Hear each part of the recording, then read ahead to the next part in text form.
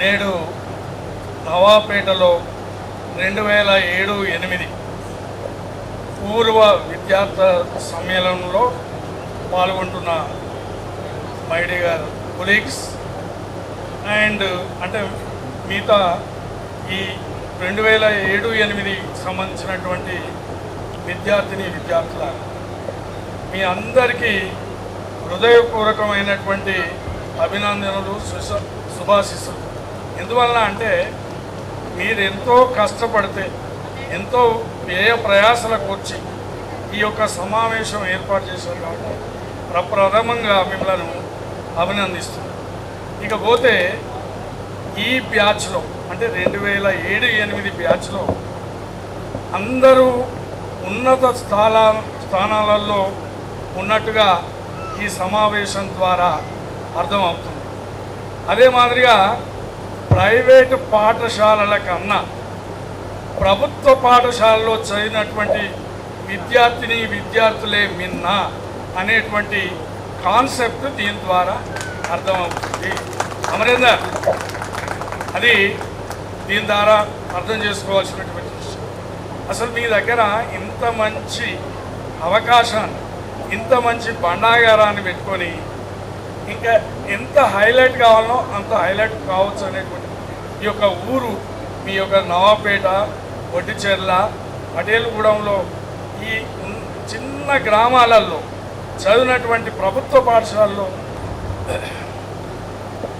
నేడు నవాపేటలో 2007-8 పూర్వ విద్యార్థి సమ్మేళనంలో పాల్గొంటున్న మై డియర్ కొలీగ్స్ అండ్ అంటే మిగతా ఈ 2007-8 సంబంధించినటువంటి విద్యార్థుల మీ అందరికీ హృదయపూర్వకమైనటువంటి అభినందనలు శుభాశీస్సులు. ఎందువలన అంటే మీరు ఎంతో కష్టపడితే ఎంతో వ్యయ ప్రయాసలకు వచ్చి ఈ యొక్క సమావేశం ఏర్పాటు చేశారు కాబట్టి ప్రప్రథమంగా మిమ్మల్ని అభినందిస్తున్నాను. ఇకపోతే ఈ బ్యాచ్లో అంటే 2007-8 బ్యాచ్లో అందరూ ఉన్నత స్థానాలలో ఉన్నట్టుగా ఈ సమావేశం ద్వారా అర్థమవుతుంది. అదే మాదిరిగా ప్రైవేటు పాఠశాలల కన్నా ప్రభుత్వ పాఠశాలలో చదివినటువంటి విద్యార్థులే మిన్న అనేటువంటి కాన్సెప్ట్ దీని ద్వారా అర్థమవుతుంది. అమరేందర్, అది దీని ద్వారా అర్థం చేసుకోవాల్సినటువంటి విషయం. అసలు మీ దగ్గర ఇంత మంచి అవకాశాన్ని, ఇంత మంచి బండాగారాన్ని పెట్టుకొని ఇంకా ఎంత హైలైట్ కావాలనో అంత హైలైట్ కావచ్చు అనేటువంటి ఈ యొక్క ఊరు మీ యొక్క నవాపేట, వడ్డిచెర్ల, పటేలుగూడెంలో ఈ చిన్న గ్రామాలలో చదివినటువంటి ప్రభుత్వ పాఠశాలలో చదివినటువంటి విద్యార్థులు ఏ విధంగా మాట్లాడుతున్నారు, అసలు వాళ్ళ దగ్గర ఏ విధమైన సబ్జెక్ట్ ఉన్నది, వాళ్ళ గుణగణాలు ఏ విధంగా ఉన్నాయి అనేటువంటిది ఈ యొక్క విషయాలన్నీ ప్రింట్ మీడియాలో, ఎలక్ట్రాన్ మీడియాలో పతాక శీర్షణ రావాల్సినటువంటి ఆవశ్యకత ఎంతైనా ఉంది.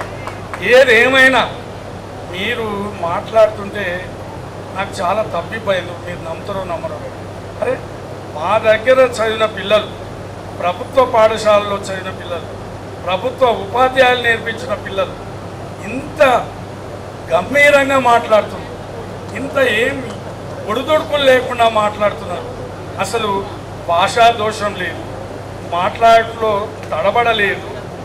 ఏదేమైనా డిసిప్లిన్ ఈజ్ మోర్ ఇంపార్టెంట్ అనేటువంటిది చెప్పిన యొక్క బ్యాచ్ని మిమ్మల్ని చూస్తున్నా, మిమ్మల్ని అనేక విధాలుగా అభినందిస్తున్నా. ఏదేమైనా ఈ సమావేశానికి మమ్మల్ని పిలవడం, మమ్మల్ని సన్మానిస్తున్నారంటే మీరు నూలు పోగు పెట్టినా సన్మానించినా మాకెంతో సంతోషం. కానీ మీ యొక్క ఆతిథ్యాన్ని ఎప్పుడు జన్మలో మర్చిపోకుండా ఉంటాను. ఎన్నడూ సదా మిమ్మల్ని ఎల్లవేళలా జ్ఞాపకం ఉంచుకుంటాం. మమ్మల్ని కూడా జ్ఞాపకం ఉంచుకున్నట్టే ఫీల్ అవుతున్నాయి. ఎందుకంటే మీరు చెప్పే మాటలలో అర్థమైంది. పాపం మీరు ఎంత పేదరికంలో ఉన్నా కూడా ఇంత ఉన్నత స్థాయికి వచ్చింది. గ్రామ కార్యదర్శిగా పనిచేస్తున్నారు మా పిల్లవాళ్ళు అంటే గ్రామ స్వరాజ్యం అన్న నినాదం ఎవరు చెప్పిండ్రు చెప్పండి? గాంధీ. అంటే మీరు అంత ఉన్నత స్థాయికి ఎదిగినటువంటి పిల్లలు. కళ్యాణి మాట్లాడుతుంటేనైతే నేను నిజంగా ఆశ్చర్యపడ్డాను. అంత బాగా మాట్లాడుతుందని నేను చదువుకున్నప్పుడు అనుకోలే, కానీ ఇంత బాగా మాట్లాడుతుంది. వాడు మన ఇంటికి వచ్చినప్పుడు అమరేందర్ చెప్తే, సార్ మా ఇంట్లో ముగ్గురం కార్యదర్శనమే. నిజంగా నాకు చాలా చాలా సంతోషమైంది. మీరందరూ ఉన్నత స్థాయిలో ఉన్నందుకు గాను. ఒకడు ఎకానమీ బాగా చెప్తున్నాడు అంటే నేను బోధించిన సోషల్ స్టడీస్లో అర్థశాస్త్రం బాగా ఒంటికి పట్టినాను. ఇప్పుడు చెప్పింది కానీ డబ్బులు లేకుండా పోయినా ఇప్పుడు కోట్లలో సంపాదిస్తున్నాను. చాలా చాలా సంతోషం. నాకు ఈ అవకాశం ఇచ్చినందుకు మీ అందరికీ once again thank you one and all. మన పాఠశాలలో ఏర్పాటు చేసుకున్నటువంటి పూర్వ విద్యార్థుల సమ్మేళనం 2007-08. నేను 1997లో ఈ స్కూల్కి వచ్చాను. 11 సంవత్సరాలు అంటే మీ బ్యాచ్ 11 బ్యాచ్లు వెళ్ళిపోయాయి 10th క్లాస్. దానిలో దాదాపుగా 8 బ్యాచ్లు గెట్ టుగెదర్ అయిపోయింది. ఇది 8వ బ్యాచ్ అనుకుంటా. 7 అయిపోయినాయి, 8వ బ్యాచ్. దీన్ని ముఖ్యంగా ఒక సందర్భంలో మన డాక్టర్ నాయక్ వాడు ఫోన్ చేసినప్పుడు, మరి అన్ని బ్యాచ్లు అయితేనే మీ బ్యాచ్ ఏంటిదిరా అన్న. సార్ మేము కూడా అనుకుంటున్నాం సార్, ఇక మా బ్యాచ్ అనే గ్రూప్ క్రియేట్ చేశారు. గ్రూప్ క్రియేట్ చేసినాక వాళ్ళతో కొందరితో మాట్లాడడం కూడా జరిగింది. దాంతో అందరూ కలిసి చేయండి అని ప్రోత్సహించడం జరిగింది. కానీ ఏదేమైనప్పటికీ ఈ పాఠశాలలో నేను 36 సంవత్సరాలు కంప్లీట్ అయిపోతుంది నా సర్వీస్. ఇంకొక 4 సంవత్సరాలు ఉన్నది. నేను ఇప్పుడు వడ్లకొండ హై స్కూల్ హెడ్ మాస్టర్గా పనిచేస్తున్న బోసార్ ఊర్లోనే. అయినా కూడా నా సర్వీస్లో మర్చిపోని స్కూలు, మర్చిపోని పిల్లలు అంటే నవాపేట పిల్లలు. నేను ఇక్కడి నుంచి వెళ్ళి ప్రమోషన్లో హెడ్ మాస్టర్ ప్రమోషన్లో వెళ్ళిపోయాను. అంతవరకు నేను హెడ్ మాస్టర్గా అంటే స్కూల్ అసిస్టెంట్గా జీడికల్లో 2 years పనిచేశాను. తర్వాత మన దగ్గరికి వచ్చాను. ఇక్కడ 11 years పనిచేసిన. ఏదేమైనప్పటికీ ఇక్కడ నేను గమనించింది ఏంటంటే పిల్లలలో కష్టపడే తత్వం ఉన్నది బాగా. ఒక్కొక్కసారి వీళ్ళు ఈ హాస్టల్లో ఉన్నప్పుడు వాళ్ళ పరిస్థితి చూస్తే ఒకసారి 2 సార్లు బహుసార్లు కూడా మేము ఇద్దరం పోయినాం. వాళ్ళకు తిండి కూడా హాస్టల్ వార్డెన్ సరిగ్గా తిండి పెట్టకపోతే 52 సార్లు కూడా ఒకసారి వార్డెన్ పిలిపించి మందలిచ్చాడు. ఏంటి సార్ పిల్లలకు తిండి పెట్టకపోతే ఎట్లా అంటే అటువంటి పరిస్థితుల్లో చదువుకున్నారు మీరు. కంట్రోల్ బియ్యం కాదు, ఒకసారి 15th ఆగస్టుకి ఏమో 30 మంది పిల్లలు ఉంటే 10 మందికి 12 మంది పిల్లలకు బియ్యం ఇచ్చి వెళ్ళిపోయాడు ఆయన. అది సగం సగం తిని పిల్లలు అంటే అటువంటి పరిస్థితుల్లో మీరు కష్టపడ్డారు. కాబట్టి ఇప్పుడు వాస్తవానికి ఈ నవాపేట పిల్లలు అందరూ కూడా నేను అన్ని బ్యాచ్లలో చూస్తున్నాము. కాకుండా ఒకటి ఏంటంటే మిమ్మల్ని అభినందించాల్సింది ఏంటంటే మన తల్లిదండ్రుల యొక్క కష్టాన్ని మనం చూసినాం కాబట్టి మనం ఆ కష్టం చేయొద్దనేటువంటి కొంత మార్పు అంటే చదువుకోవాలనేటువంటి ఆలోచన మనలో కలిగింది. అది ప్రభుత్వ పాఠశాలలో సాధ్యమవుతుంది అనేటువంటిది నిరూపించిందంటే నవాపేట పిల్లలు. అది ఏ స్కూళ్ళల్లో కూడా నేను చెప్పాను కదా, నా సర్వీస్లో చాలా స్కూళ్ళు తిరిగి వచ్చాను.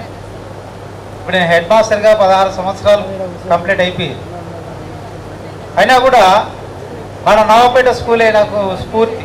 అంటే మన పిల్లలే స్ఫూర్తి. అదే మన పిల్లలు ఇలా నేను ప్రతి దగ్గర కూడా చెప్తూ ఉంటాను, మన పిల్లలు నవాపేట పిల్లలంటే ఇలా ఉండాలి, ఇలా చేస్తారు అని. ఈ నవాపేట పిల్లలకు ఒక ఉదాహరణ, ఒక చిన్న కథ చెప్తాను. ఏంటిదంటే ఒక పెద్ద షోరూమ్ ఉంది, అంటే షూ షోరూమ్ ఉంది. అందులో మన నవాపేట పిల్లలు పనిచేస్తున్నారు. పెద్ద సేటు అంటే పిల్లలేమో మన పిల్లలు పనిచేసేవాళ్ళే. కానీ ఒక అతను చెప్పులు కొనుక్కోవడానికి అంటే షూ కొనుక్కోవడానికి పోయాడు. పోయిన తర్వాత పోయిండు, చూసిండు, అంత ప్యాక్ చేయమన్నాడు. అయ్యో నేను డబ్బులు మరిచి వచ్చినండి, రేపు ఇస్తాను అన్నాడు. రేపు ఇస్తాను అనగానే ఇప్పుడు మన నావపేట పిల్లలు ఏం చేసిందంటే ఆ సేట్ దగ్గరికి పోయి సరే గిట్ట రేపు ఇస్తా అన్నాడు అని అంటే ఇప్పుడు గిరాకీని పడగొట్టద్దు, ప్లస్ మళ్ళీ డబ్బులు రావాలి. ఇప్పుడు డబ్బులు ఒకవేళ లేదు తీసుకొని పోతాడు, తెల్లారి డబ్బులు ఇస్తడానికి గ్యారంటీ లేదు. ఒకవేళ డబ్బులు ఇయ్యదు అంటే గిరాకీ పోతుంది. ఆలోచన చేసి ఆ సేటు దగ్గరికి పోయి సేటుకి ఇట్లా అంటాడు అని మన నావపేట పిల్లలు అనగానే నువ్వు ఏం చేస్తావు చేసుకోపోరా, మొత్తానికి నాకు గిరాకీ కావాలి, పైసలు రావాలి అని. మనోడు ఏం చేసిండంటే వచ్చిండు, చూసిండు, ఆ షూని ప్యాక్ చేసిండు, ఇచ్చేసిండు, రేపు తీసుకొచ్చి ఇవ్వండి అన్నాడు. ఆయన తీసుకున్నాడు, ఇంటికి పోయిండు. ఇంటికి పోయి చూసేసరికి ఏముందంటే ఒకటి 9వ నంబర్, ఒకటి 8వ నంబర్ ఇచ్చాడు. అది చూసి ఆయన ఏం చేసిందంటే అరే ఇట్లా తెల్లారు ఏం చేసిండు, ఇక డబ్బులు తీసుకొని పోయిండు అన్నాడు. డబ్బులు తీసుకొని పోయి ఏంటండి మీరు ఇట్లా అయ్యో మిస్ అయింది, ఇట్లా 8, 9 వేరు ఇచ్చారు అనగానే అరే అలా నా సార్ అని చెప్పేసి అప్పుడు సేమ్ నెంబర్ ఇచ్చేసి మీరు డబ్బులు తీసుకున్నాడు. అంటే ఇటువంటి టాలెంట్ ఉన్నటువంటి పిల్లలు ఈ నావపేట పిల్లలు. ఇంకొక విషయం ఏంటంటే చాలామంది పిల్లలు మంచి ప్రొఫెషన్లో ఉన్నారండి. నేను ఇందులో అబ్జర్వ్ చేసిన వాళ్ళల్లో ఇప్పుడు మహేందర్ అన్నాడు, అసలు మన జనగామ జిల్లాలో కాదు, పాత వరంగల్ జిల్లాలో ఏ పెద్ద పెద్ద వాటర్ ప్లాంట్లు మొత్తము వాడే చేసి వస్తాడు. ఒక్కొక్కటి 2 లక్షలు 3 లక్షల వాల్యూ ఉండేటువంటి వాటర్ ఫిల్టర్స్ కూడా ఫిట్ చేసి వస్తుంటాడు. అది చూస్తే అమాయకంగానే ఉంటాడు. మరి తర్వాత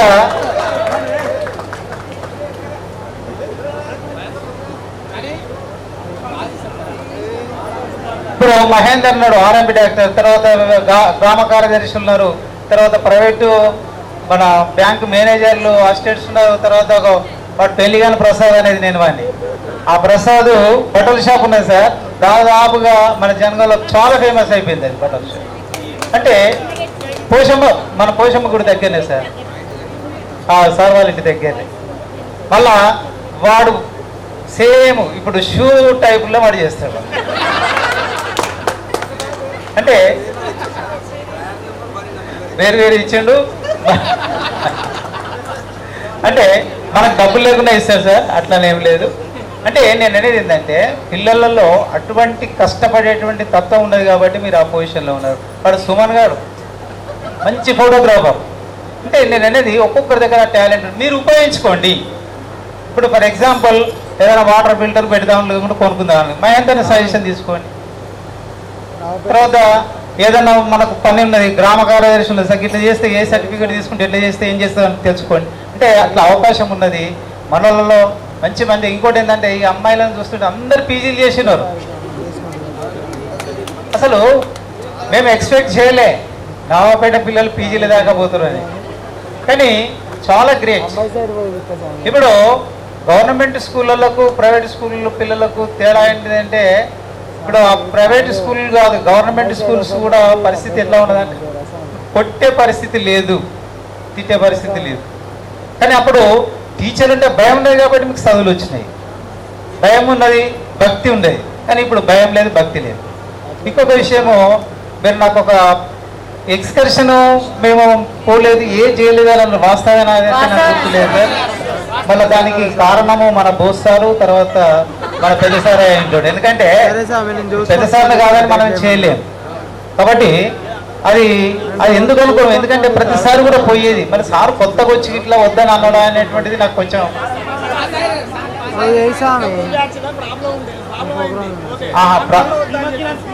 ఓకే ఓకే. అంతకంటే ముందు మన కిరణ్ గారా, రైట్ రైట్ రైట్.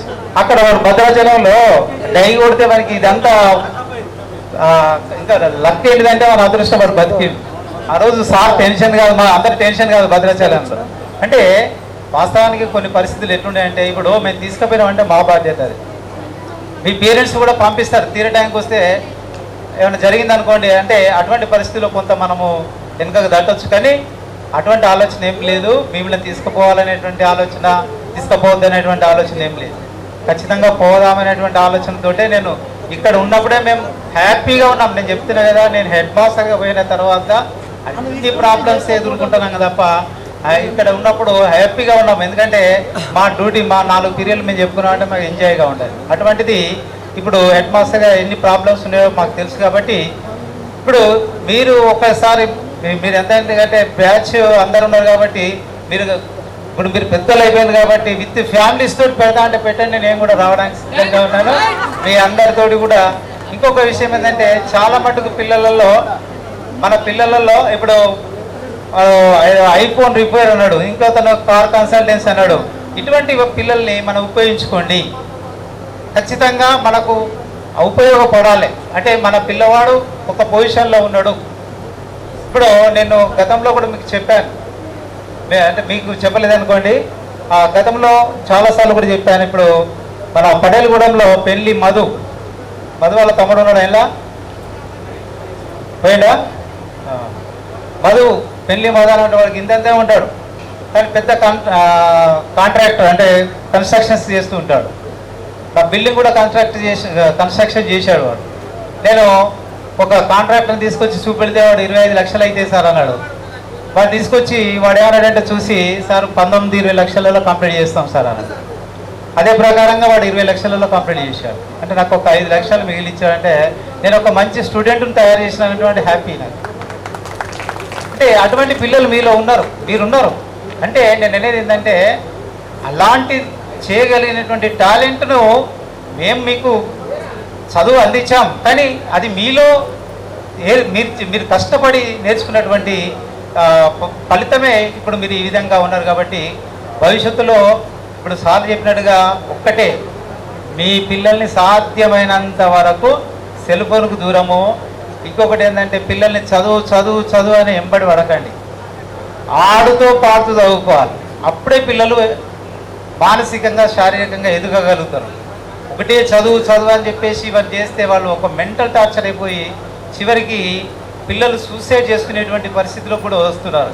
ఇప్పుడు మన పిల్లలు ఎట్లా ఉండేది, ఫెయిల్ అయినా కూడా ఈసారి కాకపోతే మరోసారి పాస్ అవుతాం అనేది అటువంటి ఆ కాన్ఫిడెన్స్ ఉండాలి. జీవితము చదువు కాదు, ఇప్పుడు చదివే జీవితం ఎప్పుడు కాదు. కాబట్టి మనం ఫస్ట్ ఏంటిదంటే క్రమశిక్షణ. ఎప్పుడైతే మనకు క్రమశిక్షణ ఉంటుందో ఖచ్చితంగా మనం సక్సెస్ అవుతాం. పిల్లలలో కూడా మీరు క్రమశిక్షణ నేర్పండి, మీ కష్టాన్ని కూడా నేర్పియండి. మీరు ఏం కష్టం చేస్తున్నారో పిల్లవాడిని తెలవాలి, మీరు ఎంత కష్టపడుతున్నారో పిల్లలు తెలవాలి. అప్పుడు ఆటోమేటిక్గా పిల్లలు ఏం చేస్తారంటే, మా డాడీ లేకుంటే మా అమ్మ ఇంత కష్టపడుతున్నది, నేను కూడా మంచిగా చదువుకోవాలి, మంచి పొజిషన్కి వెళ్ళిపోవాలనేటువంటి ఆలోచన వాళ్ళలో క్రియేట్ చేయాలి. అది మీరు చేస్తారని ఆశిస్తూ, మీరందరూ కూడా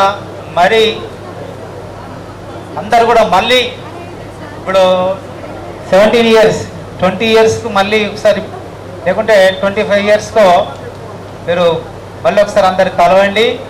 కలిసి అందరు హ్యాపీగా మంచి పొజిషన్లో ఉండాలని ఆశీర్వదిస్తూ ఇంకా నేను ఇప్పుడు వడ్లకొండ హై స్కూల్లో చేస్తున్నా కాబట్టి ఇప్పుడు ఓపెన్ స్కూల్ 10th ఇంటర్మీడియట్ మన దగ్గర సెంటర్ కూడా ఉన్నది. మీరు ఎవరైనా అవకాశం ఉంటే కూడా రావచ్చు. 10th కానీ ఇంటర్ కానీ 1 ఇయర్లో 10th అయిపోద్ది, 1 ఇయర్లో ఇంటర్మీడియట్ అయిపోద్ది. అట్లా అవకాశం ఉన్నది. అది కూడా మేము మీకు సహాయం చేయడానికి మిమ్మల్ని 10th ఇంటర్ కంప్లీట్ చేయడానికి సహకరిస్తామని ఆశిస్తూ, ఇంకా నేను చాలామంది ఏంటంటే ప్రకాశం సార్ అంటే భయం అని, అసలు నాకు ఎందుకో నాకు ఏమనిపించలేదు. ఇక మరి నేను అట్లా భయంకరంగా ఉన్నానా లేకుంటే అలాంటిది. కానీ వాస్తవానికి మ్యాథమెటిక్స్ చాలా ఇంపార్టెంట్. మ్యాథమెటిక్స్ లేకపోతే పరిస్థితి ఏందనేది ఇప్పుడు మీకు తెలుస్తుంది. కానీ నేను ఇప్పుడు అదే చెప్తుంటాను పిల్లలతోటి. నేను ఇప్పుడు క్లాస్లో ఏం చెప్పాను, ఎక్కువ మోటివేషనే, అరే భవిష్యత్తు ఇట్లుంటుందిరా అని చెప్తూ ఉంటాను. అయినా కూడా కొన్ని పిల్లలలో కొన్ని స్కూళ్ళల్లో చూస్తుంటే చాలా ఘోరంగా ఉన్నది. మీరు అదృష్టవంతులు. ఇక్కడ ఉన్నటువంటి టీచర్లు కూడా చాలా హార్డ్ వర్కర్స్. ఇప్పటి పరిస్థితి చెప్తున్నాను. ఇప్పుడు మీరు 117 మంది 120 మంది అప్పుడు 10th క్లాస్లో 117 మంది. ఇప్పుడు మా వడ్లకొండలో 100 మంది, 6th to 10th.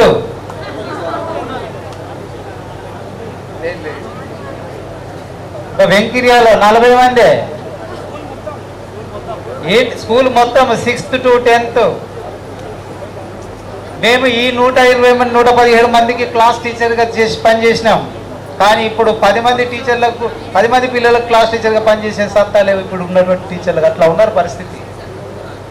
కాబట్టి వాస్తవానికి గవర్నమెంట్ ఎడ్యుకేషను, టీచర్స్ కావచ్చు, ఎడ్యుకేషన్ వాస్తవానికి చాలా ఇబ్బందిగా ఉన్నది. ఇక మేము చెప్పకూడదు, హెడ్ మాస్టర్గా చెప్పకూడదు, కానీ చాలా ఇబ్బందిగా ఉన్నది. మేము ఇంతమందిని కంట్రోల్ చేసినా ఇప్పుడు 40 మందిని కూడా వాళ్ళు కంట్రోల్ చేయలేకపోతున్నారు. అంటే పరిస్థితులు అలా ఉన్నాయి. కాబట్టి నేను మిమ్మల్ని కోరేది ఏంటంటే, సరే మీరు ప్రైవేట్కి తోలిస్తారో ఎట్లా తోలిస్తారో, కానీ మొత్తానికి పిల్లల్ని కంట్రోల్లో, మీ కంట్రోల్లో ఉంచుకోండి. అక్కడ ప్రైవేట్ స్కూల్ కంటే కూడా మన ఎందుకంటే మీరు కష్టపడి చదువుకున్నటువంటి వాళ్ళు కాబట్టి మీరు మీ కష్టం ఏంటిదో మీది ఏందనేటువంటి పిల్లలు కూర్చుని పెట్టండి, చెప్పండి. వాళ్ళకు మీ నిజస్వరూపం అంటే మీరు ఏం చేస్తున్నారు పిల్లలకు తెలియాలి. ఆటోమేటిక్గా వాళ్ళు ఖచ్చితంగా మారుతారండి. మా అమ్మ ఇంత కష్టపడుతున్నది అటువంటిది క్రియేట్ చేయాలి పిల్లలలో. కానీ అట్లా కాకుండా చాలా మటుకు ఏం చేస్తారంటే కార్లలో ఇప్పుడే కార్లు వానికి అవన్నీ పక్క పెట్టేసాయి. కష్టపడేటువంటి తత్వాన్ని నేర్పండి. మళ్ళొకసారి మిమ్మల్ని అందరినీ కూడా అభినందిస్తున్నా. ఇక్కడ ఇంకొకటి ఏంటంటే